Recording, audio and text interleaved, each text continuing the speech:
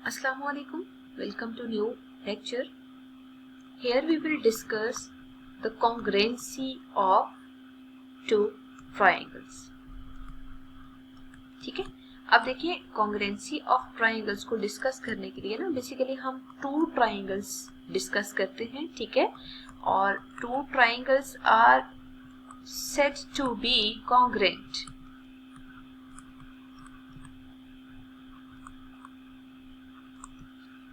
And which can be written symbolically by this symbol. ठीक है, जिसको आप congruent का symbol यहाँ डिनोट कर रहे हैं. If there exists a correspondence between them such that all sides and angles are congruent. ठीक है, अब देखिए फॉर एग्जांपल हम यहाँ पे दो ट्राइंगल्स कंसिडर करते हैं और उन दोनों ट्राइंगल्स में हम प्रॉपर कॉन्ग्रुएंसी को डिफाइन करते हैं. बेसिकली हम एक ट्राइंगल यहाँ ड्रॉ कर लेते हैं जिसको हम LMN मार्क कर लेते हैं.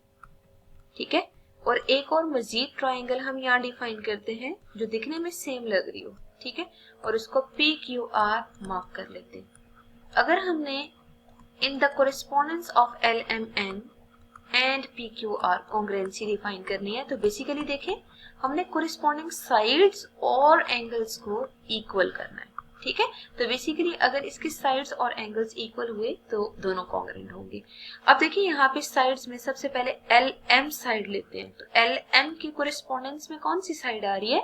PQ. अगर ये दोनों कॉन्ग्रुएंट हुए फिर आप दूसरी साइड MN ले लें तो MN बेसिकली QR के इक्वल होनी चाहिए और LN side is remaining. LN जो है अगर PR के इक्वल है तो बेसिकली ये तीन साइड्स आपके पास इक्वल होगी. ठीक है, अब एंगल्स की कोरेस्पोंडेंस में ना आप देख सकते हैं angle L should be congruent to angle P, angle M should be congruent to angle Q and angle N should be congruent to angle R.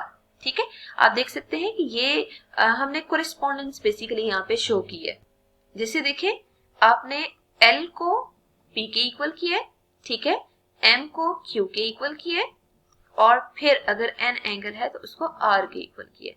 ठीक है, फिर आप देख सकते हैं कि एंगल N को इस R के इक्वल करने के बाद अब साइड्स पे जरा फोकस करें. LN साइड को RP साइड के इक्वल किया है, MN साइड को PQ साइड के इक्वल किया है और NM साइड को आपने बेसिकली RQ के इक्वल किया है. तो जब ये तीनों साइड्स और तीनों एंगल्स इक्वल होते हैं तो जो आपके पास शेप बनेंगी दोनों वो हमेशा कॉन्ग्रुएंट होंगी. ठीक है, तो लास्ट पे आप यहाँ पे लिख सकते हैं हेंस अगर ये तीनों एंगल और तीनों साइड्स इक्वल हैं तो बेसिकली LMN और जो PQR ट्राइंगल्स हैं बेसिकली वो कॉन्ग्रुएंट है. ठीक है, लेकिन अगर आपको खुद से बता दिया जाए कि कोई सी दो ट्राइंगल्स हैं वो कॉन्ग्रुएंट है, ठीक है, तो कंफर्म है कि उसकी जो कोरेस्पोंडिंग साइड्स या कोरेस्पोंडिंग एंगल्स आ रहे होंगे हमेशा वो कॉन्ग्रुएंट होंगे. अब हम जब ट्राइंगल्स पे मूव करते हैं ना तो हमारे पास बेसिकली कुछ पोस्टुलेट्स हैं जो कि होल्ड करते हैं. ठीक है, तो for example we have two triangles और अगर उन दोनों ट्राइंगल्स में ABCDEF हम मार्क कर देते हैं. ठीक है, अगर आपसे कहा जाए कि देखिए ना टोटल 6 कंपोनेंट्स हैं किसी ट्राइंगल के, मतलब उसमें 3 एंगल आ रहे हैं और 3 साइड्स आ रही हैं. लेकिन अगर आपसे कहा जाए कि वो जो 3 एंगल या 3 साइड्स हैं उन सब के बारे में इंफॉर्मेशन ना हो, जस्ट आपको पता हो कि BC साइड DE के इक्वल है, मतलब मैं यहाँ क्या डिफाइन कर रही हूँ कि BC is congruent to DE and AC side आपको पता हो कि वो EF के इक्वल है. ठीक है, तो आप इन दो साइड्स को इक्वल कर रहे हैं.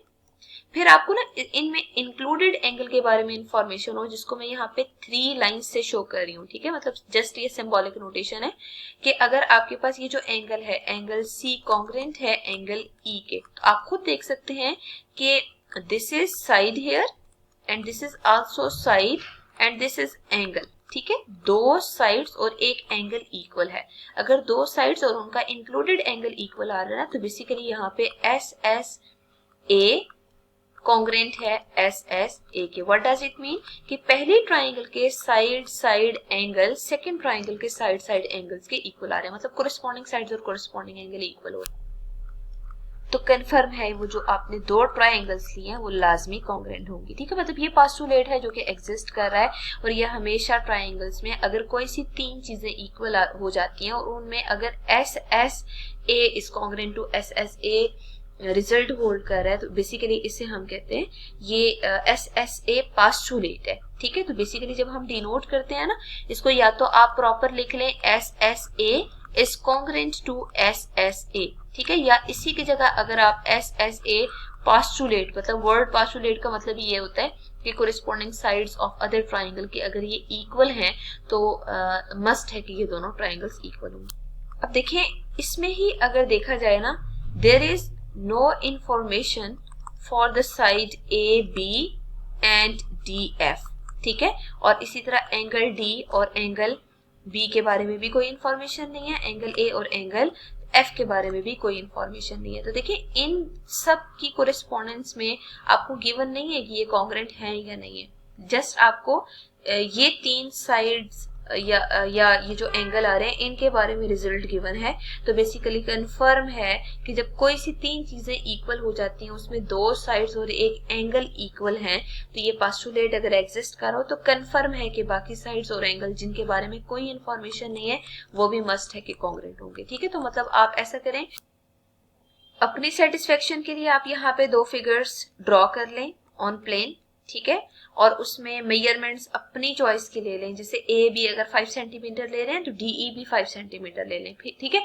फिर आप ऐसा करें कि सी पॉइंट पे भी 50 का एंगल बना लें, ई पॉइंट पे भी 50 का एंगल बना लें। एंगल बनाने के बाद फिर आप ए सी या एफ ई प्रॉपर मार्क करें और उसकी लेंथ भी बेशक आप 4 3 या कुछ भी ले लें, ठीक है। लेने के बाद आप जो बी पॉइंट आ रहा है उसको उस पॉइंट से मतलब ए और एफ से ज्वाइन करें। ज्वाइन करने के बाद जो दो ट्राइंगल्स आ रही है ना उन दोनों में फिर अभी फिलहाल तो हमने angle A F B D वो सारे मेजर नहीं किए, हम डायरेक्ट कह रहे हैं कि वो इक्वल आ रहे हैं। लेकिन अगर आप प्रॉपर उनको मेजर करके सिंप्लीफाई करके देखते हैं तो ये जो हमने यहाँ पे लिखा है ना, there is no information about these points, but confirm है कि अगर ये पोस्टुलेट एग्जिस्ट कर रहा है तो ये सारी वैल्यूज भी इक्वल होंगी। तो जब आप प्रॉपर उस मेथड को यूज करके मेजर करके वैल्यूज को कंपेयर करेंगे ना, तो कंफर्म है कि वो रिमेनिंग साइड्स और एंगल्स भी इक्वल आ रहे होंगे। तो इंशाल्लाह हमने इन रिजल्ट्स को नेक्स्ट पोस्टुलेट्स में अप्लाई करना है।